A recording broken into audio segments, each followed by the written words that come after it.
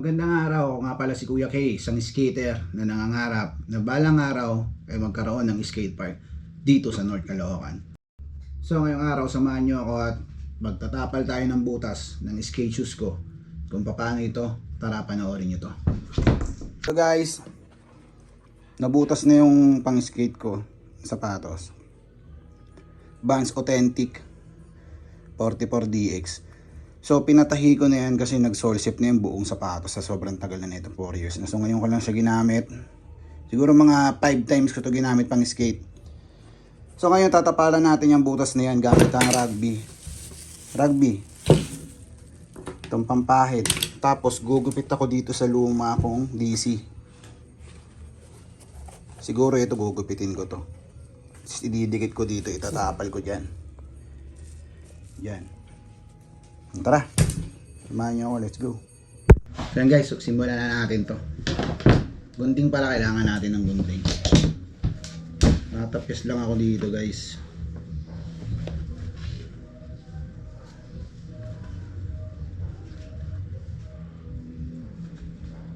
Yung maganda. Ano lang, dito na lang. Tapiasin na natin tong DC na to. Guys, hira ako. Ito yung didikit ko dyan guys. Kaya ito na lang. Ito na lang.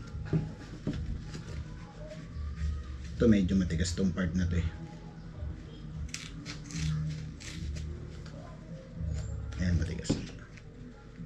Konti lang naman kailangan natin guys, para lang maitapal dun sa butas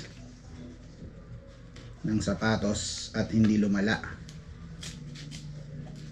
Yung mga 5 beses ko palang pinang-skate yan, butas ka agad kasi tela yun eh.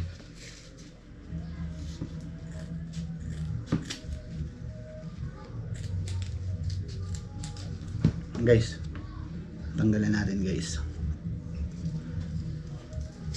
Tanggalin natin yung foam nya.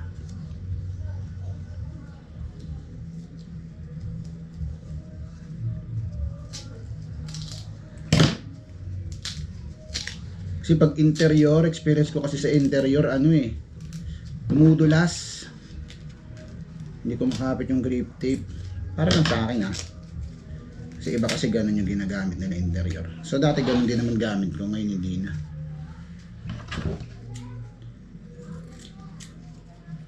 So yan guys, doble natin siyang ganyan, then saka natin itatapal dito. Para hindi siya mabutas. Guys, ang init dito sa kwarto guys. Kalilinis ko lang eh. And guys, bubuksan na natin yung rugby natin. Solve. Oops guys. Nalagay natin to dito.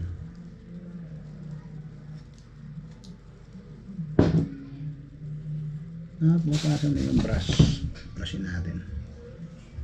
Guys lalo yung tatandaan pag maglalagay kayo ng rugby, patayuin nyo muna siguro patagalin nyo ng mga 3 minutes, tapos pahiran nyo uli para kapit na kapit,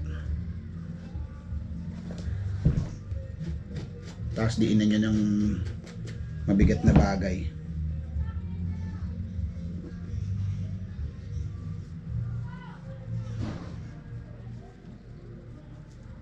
Guys, nilagyan natin sa rugby, tapos lalagyan din natin to.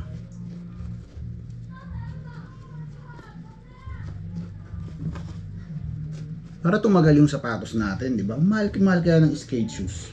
Yung mga kapal pa ng swelas nyo, no? Ang lalim nyo. Ano, naka ultra cush pa yan, ultra cush.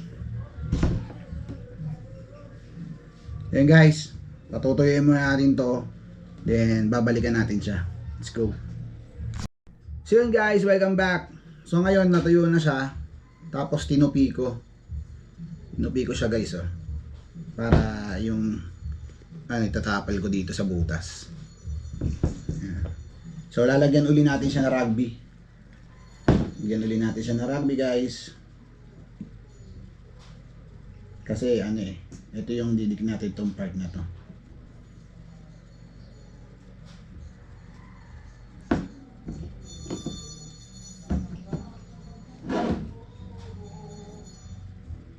So yun guys, hindi ako sa rugby. Balikan ko uli kayo, patutuyuin ulit natin ito, tapos ididikit na natin dito. Ha? Let's go. So welcome back. So yun, natuyo na siya guys. So ngayon, itatapal na natin siya dito. Yan o guys o, yung butas.